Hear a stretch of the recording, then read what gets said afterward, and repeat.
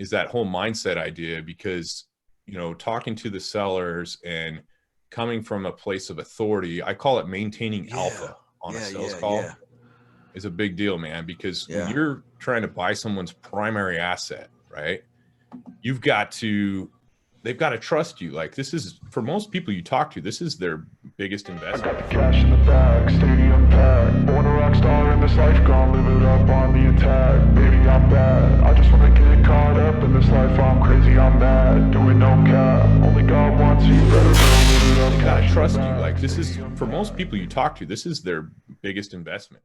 And if they can even smell blood in the water, right, they're like, fuck you, dude. I ain't dealing with you. This is my house. Yeah. So you really have to, you know, sometimes we do, and I use this for other things too, we do what's called a brag sheet.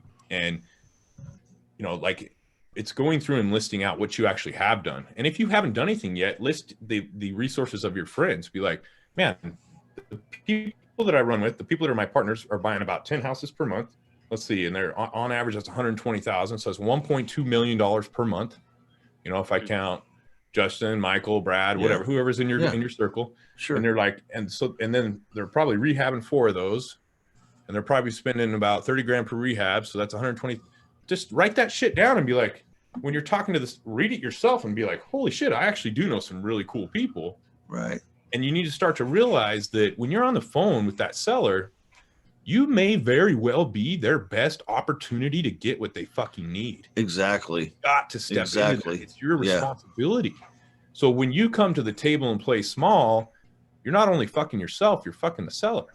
Right.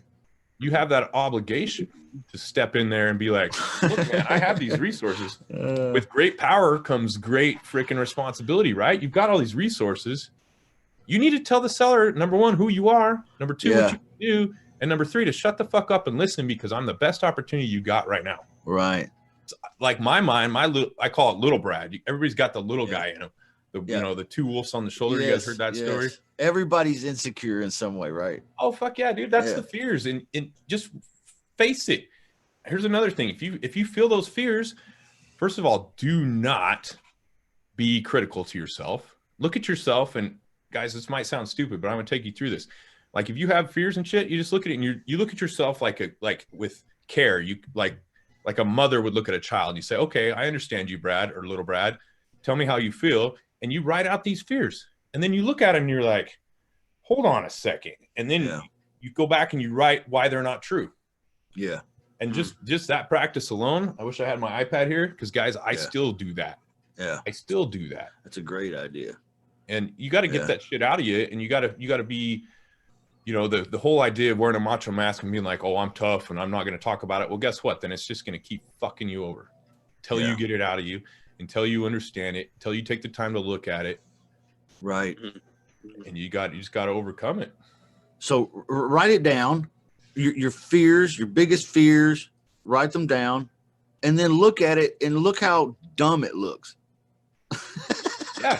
And then what you're going to realize is it comes from some insecurity. It always comes from 2 things, insecurity and fear. And insecurity is fear. There's only 2 emotions in the world, guys, love and fear. And everything negative comes from fear, and everything positive comes from love. So if it isn't coming from love, it's fear. But out of fear, how many things come out of that? Guilt, shame, anger, jealousy. I mean, there's all kinds of shit over there, right?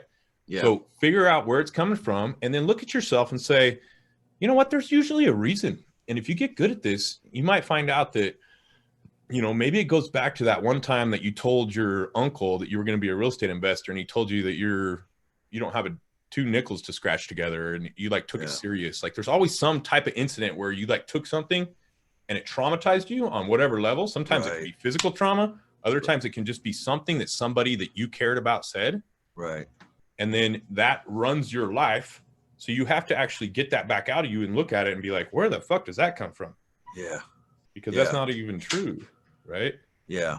And you have to do it with compassion. I call it radical personal responsibility.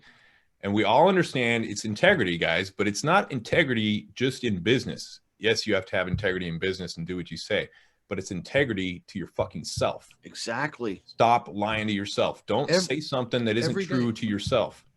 And guys, if you can learn to be honest with yourself, And to do this, it takes awareness. So first you have to be aware of the inner dialogue that's going through your head right now, right fucking now. What's going through your head? What the fuck is Brad talking about, man? If whatever it is going through your head, think about it. Be aware that you have an inner voice, and whatever that inner voice is saying to you is running your fucking life. Yep. So make sure, do you want to plant oak seeds or do you want to plant weeds? Because your mind's a garden and you're basically deciding what your future is going to be by your inner dialogue. And so you want to make sure that that shit's true. Yeah. And you don't want to, and another thing, when it comes to personal responsibility, every single thing that shows up in your life is your fucking fault, period. Yeah. As soon as you learn that, you are super powerful. There's a quote by James Allen, a guy wrote a book called As a Man Thinketh. And the quote says, circumstances do not create the man, they reveal him. Yeah. Now, how many people on this call are probably saying there's a reason why I can't do wholesaling? It's this, or this. Those are your circumstances and they're your justifications. Well, guess what? You're lying to yourself, because those circumstances are just a product of your thoughts and your actions up until this point. You look around you right now, whatever you see around you, some of it you like, some of it you don't. That's your fucking scorecard, man, for everything you've thought up to this point. Yeah. The circumstances are just showing you what you've created. That's it. Yeah. So you can change it. The best part about that is not to be critical, but to realize you're in control, man. You're the captain of the ship. Put down your rudder and start driving, man. Yeah. So you better back off and get lost. I'ma stay loud, stay proud. Never running out, never heading south. I'll be spreading out, call it word of mouth. Can't put me down, I'll be getting loud. You can have your doubts, not what I'm about. Have your fucking cloud, it be raining now. I keep making sound, go another round. Bitch, I'm legend bound, can't stop me now. You don't wanna fuck